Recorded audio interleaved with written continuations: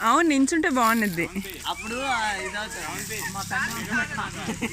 లోపల అంట బయటికి ఎక్కే అరిచే అరవాలనుకుంటే అరిచే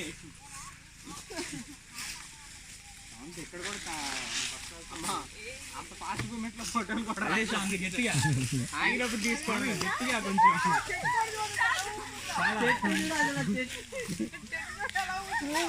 మోయ పక్కకి వెళ్తుంది చూడు.